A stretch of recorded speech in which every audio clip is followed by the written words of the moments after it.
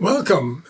This is the CCMR, or Central Coast Model Railroad, located in the San Luis Obispo Railroad Museum, which is located itself in the old 1894 freight warehouse built by the Southern Pacific when they arrived in San Luis Obispo.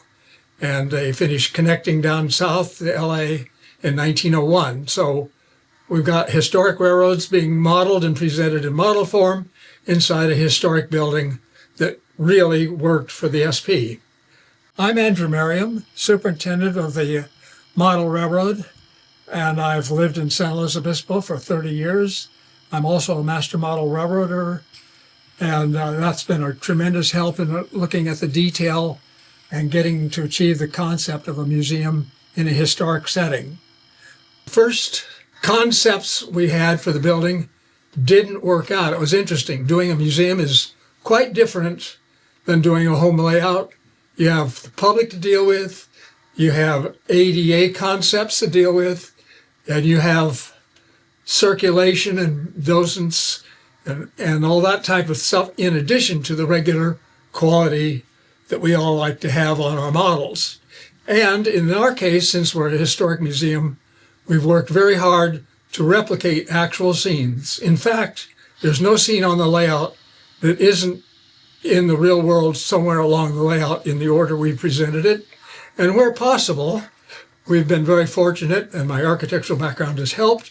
We've actually used photos and plans for a great many of the buildings, and we'll be talking about that as we go through the scenes. So we have actual representations, and then we have finally the operation of the modelers themselves. And fortunately, the Southern Pacific did an awful lot of the design, so we know the models work, and we can get the operation just as the prototype did. And it's a great deal of fun when we have our own operations doing things like the surf turn or the King City locals, as well as all the through passenger trains. 12 first-class trains a day through here in the peak when we model, which is in 1953, the transition era.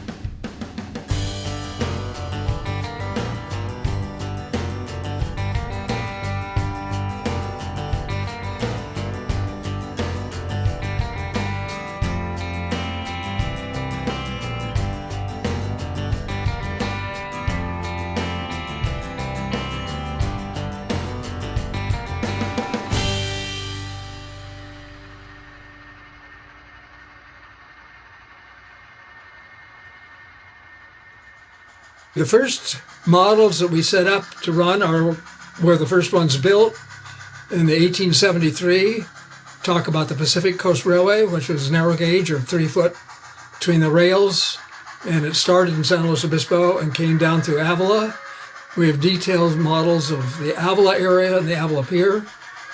We start crossing the San Luis Creek with the old trestle. In fact, some of the posts are still visible at low tide today. And it comes down through the Avila backdrop and into the community itself. It ran right behind Front Street 2 blocks back, and kids in the schoolhouse noted that they could take a quick break and wave at the engineer as he went by.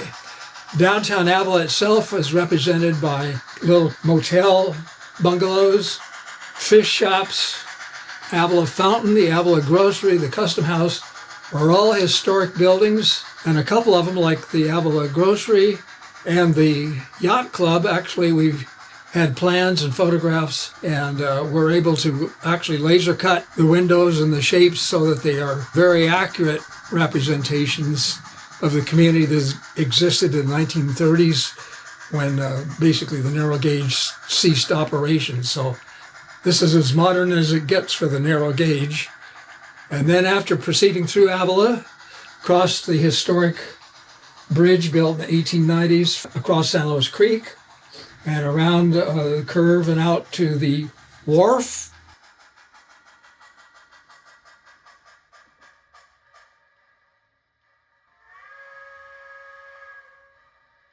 In passing, at the base of the wharf was the Mare Hotel, built by the Mare brothers, who were the major landowners in the area and gave a concession to the railroad and then the steamship company. And what happened here is that all of the products from the farmers and exports from the county would be brought by train out to ships that docked in the port, and in return, lumber and windows and furniture and passengers came back in, and every ship sailing was noted in the newspapers. And we have an example of the lumber ship here, docked, ready to unload lumber from Oregon, Northern California. And the building at the very end of the pier is a still existing warehouse, again, very accurately presented, even with the trusses inside. And in front of that's the pile driver, which helped maintain the pier, which was in constant need of general maintenance. And in the background is the exact rocks and the Army Corps of Engineers breakwater, which is still maintained to this day. And up above you can see the road heading out to the lighthouse, which was also part of the whole port establishment. Now we're standing at the main room, standard gauge layout, and at the top of the layout is the little community of Paso Robles, and it goes through nearly 500 feet of trackage to arrive back at the end of the layout, which is down here at Surf. In railroad terms, it's west toward San Francisco and east toward Los Angeles, and the whole intervening railroad covers the part between San Luis and northern Santa Barbara County, which is where most of our interest lies, and all the space we were given to model. The layout itself is designed as a loop-to-loop, which means that we can do continuous running in a prototypical fashion, but to meet museum standards and keep public interest, it can also be split into 4 separate layouts, with the narrow gauge being one, the upper loop, the lower loop, and a loop around San Luis Obispo. And this is done by a hidden helix that we can either connect or separate depending on whether we're in operations mode or a docent mode. On the top here at Paso Robles, you see the train coming in past the historic downtown with the Acorn Building and the Carnegie Library.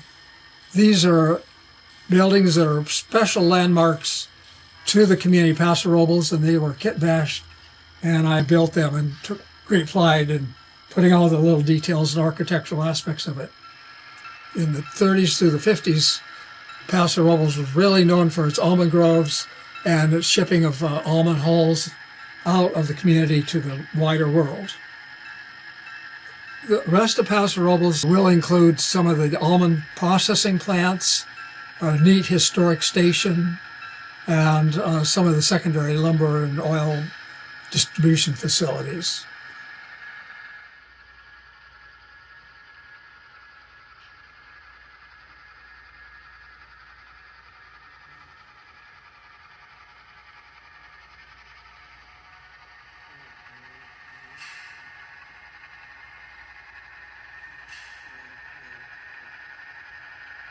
We've seen the train entering Paso Robles, coming through the downtown, after which it progresses nearly 30 feet on the layout through Templeton and an additional grain holder, which will be modeled in detail.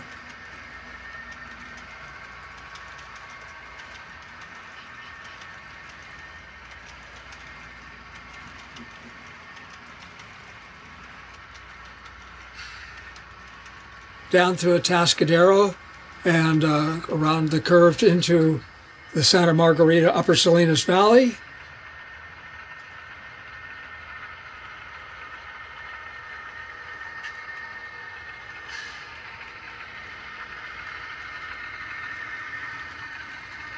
And here we have the scene itself of the pumping station by Union Oil, which actually came in about the 1900s when they shipped the oil from Bakersfield and other areas over the mountains to the port of Avila. And this particular complex is taken and condensed from photographs of the buildings that are still there today, where the pumping houses push the oil up over the Cuesta grade and down into the San Luis and Avila. So we're very proud of some of our modelers who've come a long ways and being able to do that amount of detail. As we proceed beyond the Union Oil pumping station, we come to Santa Margarita. What you see here is just stand-ins to give us the character and the flavor of an old-time, almost western town.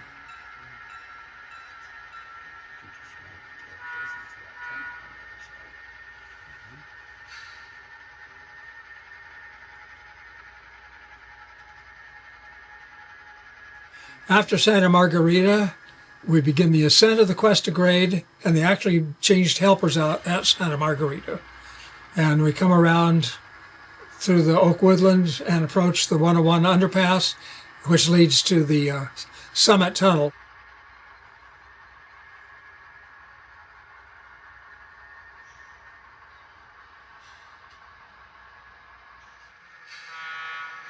Down the Cuesta grade and through the summit tunnel, we come to a whole series of little tiny communities and maintenance areas. The one we see before us here is Serrano, again, sort of populated by stand-in buildings, but it was a maintenance and signals area, and they loaded stock. And by the way, the background, you'll notice, is continuously curving and creating different scenes, and this was by design. So each segment presents something slightly different as the train winds down. So after we leave Serrano, we continue descending the curvature and grades through multiple canyons, and this section again shows two segments where the passing sidings are, oak woodland, creek crossings, and finally out to the tunnel number 11, which shows the telltales. The kind of oak and hills backdrop. It was tough going for the Southern Pacific to construct this, and it took them almost a year with some Chinese labor and some Irish labor. And it's, again, the feeling of progressing through a really rural country, sense of distance between San Luis Obispo and Southern California. One of the most visible areas of the railroad from the city of San Luis Obispo is the Great Rock Cut above the Chorro siding. And here you see our modeling attempt, which actually uses real serpentine from the cut itself. So we have a little bit of amusing backstory on that one. The next major passing siding was Chorro, which passed the lower areas and ended up in the Great Horseshoe Curve of fame because it was designed by Hood, who was the Southern Pacific engineer. And the point was that he's famous for the Tehachapi Loop, but he was also written up in engineering magazines for the curve you see before you. There was an old chrome mine that loaded World War II material in the cars.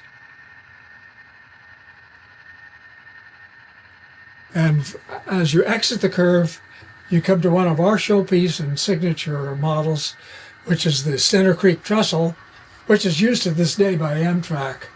And we're just a few feet short of making this one full scale length. Our model is about 8 feet long and passes up Stenner Creek Canyon, which has the creek at the bottom and a little access farm roads, and is really a signature point for taking photographs. After exiting the trestle, we come to a part that isn't really real, but was required by our design to get the model into the building.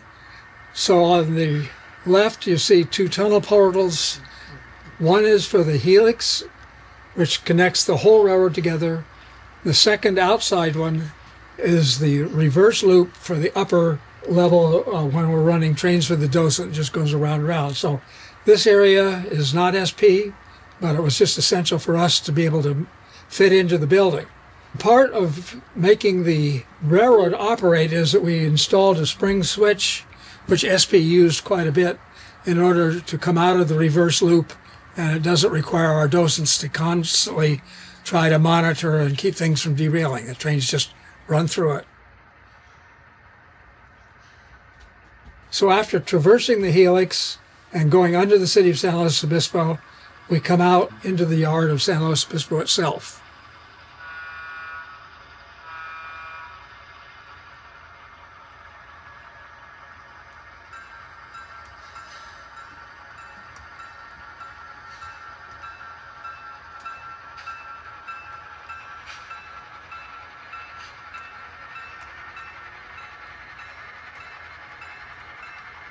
Part of the entry into San Luis from the west end was the signal shed and the water tower. Both of these were sort of landmarks and major identification points. This water tank is still there today and is built from the actual construction documents the SP used.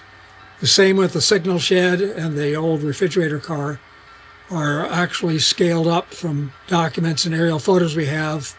And the signal shed was where they repaired all the signals and wiring for the Central Coast area. We have devoted nearly 50 lineal feet to the yard of San Luis Obispo, and in fact, since the yard is over a mile long, that's only about 50% of the total yard. But we have the west segment, which you see before you, with the current Amtrak station, which was built in 1943 to cover the surge in passenger traffic. And in fact, there were 12 passenger trains a day in that era going through San Luis Obispo. And it was a very extensively used station. That station actually superseded the next one on the left, which was the original 1894 station. There was a porte cochere on the back where they actually pulled up horse-drawn carriages to drop the passengers off. And that station was removed in the 1980s. And beside that, to the left, is the old Railway Express, where they handled a lot of the newspapers and stuff that came off the mail train. Our next segment shows the central portion of the San Luis Yard. In the foreground here, you see three small yellow buildings, and those were the support of the caboose track. And that's where the cabooses were held and serviced. An interesting side point is that every freight train stopped and terminated at San Luis during the 1953 era. Conductors changed out, and each conductor had his own caboose, and they were held here. So it was not uncommon to see 6 or 8 cabooses stacked up, waiting for their turn to be on one of the trains going south or north. In the background, you'll see the famous Purina Chow's building, mock-up. The building in white was the granite rock gravel supply for road material. It was brought in by car and loaded onto Santa Barbara Street in trucks. And it was actually the material from there paved an awful lot of central county of San Luis Obispo. The next building, the yellow one, is the freight house, and that goes way back to 1894 when the railroad first arrived. And a lot of our visitors get very amused when we point out that you're actually standing in that building, and we've had the chance to model it. The next section that we model is the roundhouse and service area. The main feature of this scene, of course, is the roundhouse, laser cut by one of our members, and is, again, exact replication from the original drawings that we got from the museum at the Carnegie Library. And it has a lot of the little variations in it. It will eventually have a roof, and we have beautiful photographs to detail that out. The turntable is also unique. It was extended to cover the great big GS passenger engines, which were too long to fit on the original 100-foot table. So this is 105-foot, so they could just sneak them on. And a little-known feature is the turntable aligned with a through track, so the big cab forwards could process on through the sand house and a lot of the support facilities, which would be here to the left. And the adjacent industries, which included the old lumber sawmill, and here the raw lumber from the mills up Northern California, Oregon were delivered, and then the sawmill actually cut it to the retail lengths. And of course, in the process, they generated a lot of sawdust and excess bits and pieces, which they disposed of through the black burner you see there. And this is a very early model of what were later called haystack burners, and it was hated by the women of San Luis Obispo because, guess what, it dumped soot on our laundry in the adjacent residential neighborhood. The Sawtooth building in white there still exists today, and then the big warehouse of lumber was there until recently, and I can remember buying doors and lumber in there. And we have a lot of visitors in the museum who remember working in that area. This scene not only shows our modeling effort, but a lot of the background plans and photographs that we work from, especially for the roundhouse area. We're very fortunate. As you can see on the left, a ton of engines, and you'll note that the roundhouse is way too short and they all hang out. That's because the roundhouse was built in the 1890s, as was the turntable. And then as more modern engines came along, they either hung out or, in the case of the cab Fords we talked about, they went through and down to a Y that was on the east end of the town. And the maps give us more detail. And come back in a couple of years and we'll be running engines through here. Little known to most San Luis Obispo residents is that East San Luis Obispo had quite an industrial area. It included about 3 bulk gasoline and oil distributors, because oil and gas was brought in by tank car, unloaded into the tanks that are shown silver, and then delivered by truck to the various gas stations. That all went away in the mid-1950s. Also seen are the stockyards. San Luis had pretty extensive stockyards, and this was because while cattle were loaded there, it was mostly a watering stop. Every 8 hours on a stock train, you had to stop and water the cattle, otherwise they died in transit. So they would pull in 3 or 4 cars, unload them. A separate car went to each pen so they could keep track of the cattle. And then they would be pulled out, put back in the stock train, and sent on their way. And finally, we have a wrecking yard, first called Paulson's, which is what we've modeled. And a lot of used cars and junk went there. And it was great for Saturday morning excursion by fathers and sons to go find what they needed, like old hinges and other tools and so on.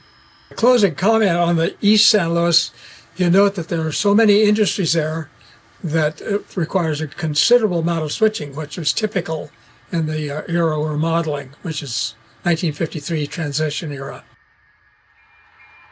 Exiting San Luis Obispo, the rails continue along the rear wall, which will eventually be covered by the community of San Luis Obispo, and go down the helix 2 turns and come back out at the little community of Edna, which is south of the city of San Luis Obispo.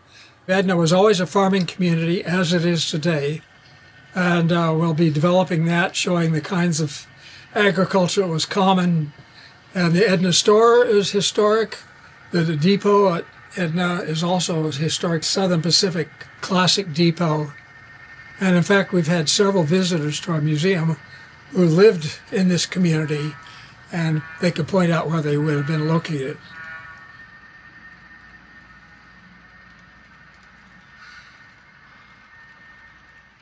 Circulate over to the Hadley crossing with the narrow gauge, the Pacific Coast narrow gauge that we saw in Avila, and was here first.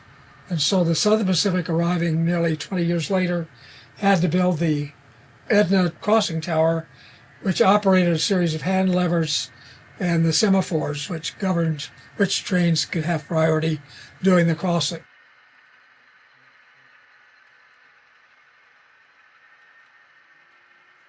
And finally, there's the liquid asphalt plant in the Edna Valley, which they actually started by picking up cakes of asphalt and smelting them, putting them into barrels, and shipping them out on the narrow gauge. Later on, of course, it was more oil drilling, and even today the field is still producing oil. Continuing down the Price Canyon, we pass additional oil wells and fields.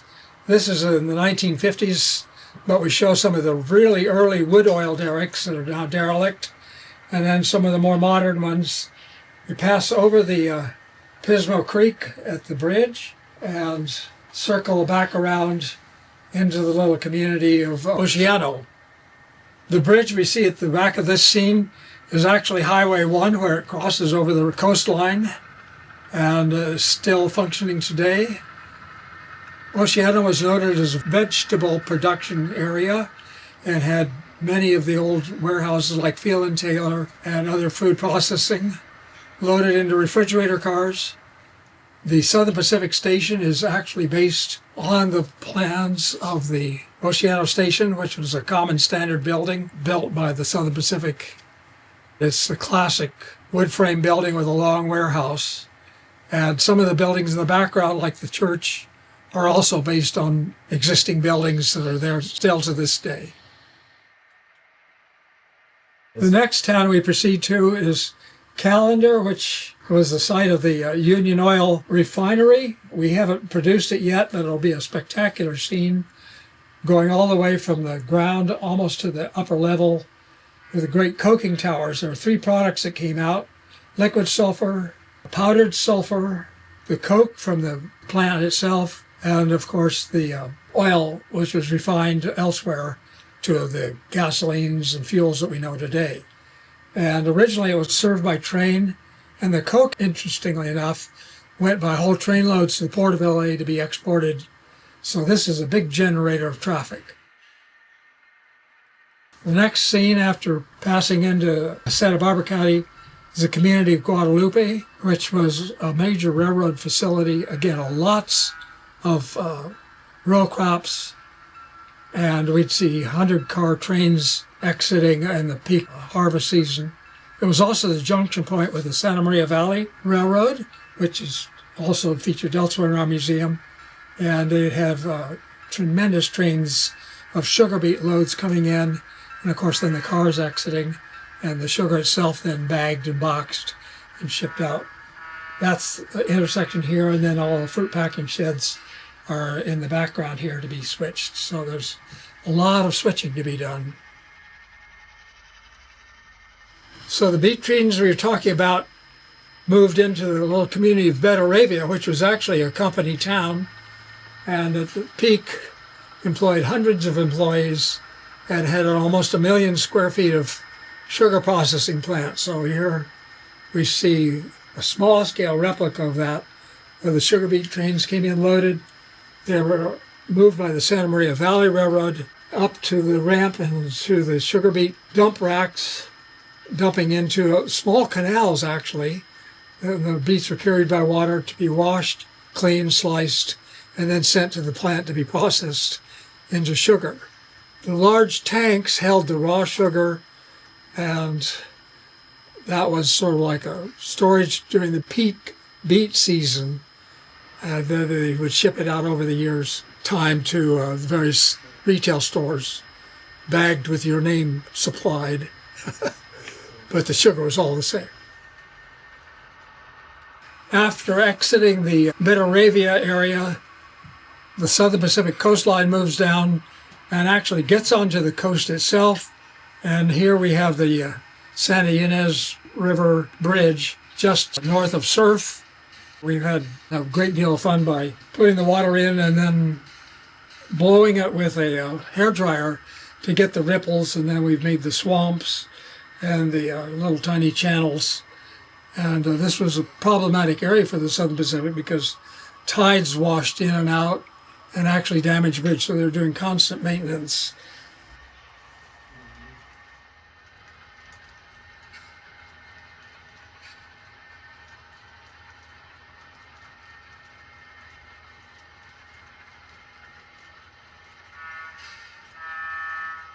On our next segment is the final station on the model railroad here at CCMR, which is the community of Surf, which is interesting from 2 points of view.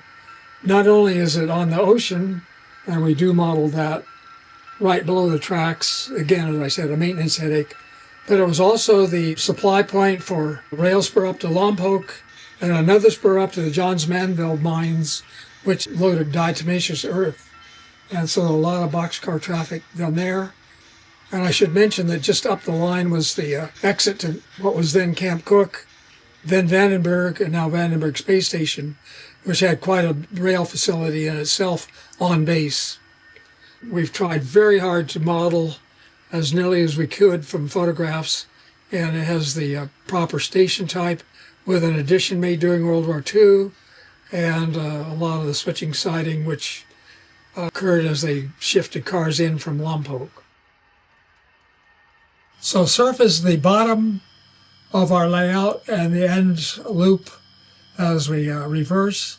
And so we've basically completed the railroad from the top, starting at Paso Robles and gone through East Surf, which is the complete layout as seen by the visitor. And again, I want to reinforce the fact that this model railroad is really part of the Museum of San Luis Obispo, and we really welcome visitors, and we hope to get to more and more open operational nights as well. We do have a website that's at www.SLORRM, San Luis Obispo Railroad Museum.com. And so you can find out a lot more detail. And I want to, again, thank all of our own docents and volunteers, about 20 of us that helped build this. It's obviously a major community effort. We meet 2 times a week, once to do construction and the other time to just do maintenance. We will be progressing more and more toward prototypical operations, including signal systems like CTC on the upper level and semaphores on the lower level, and we're really having a great time. So welcome to San Luis Obispo, and hope to see you soon.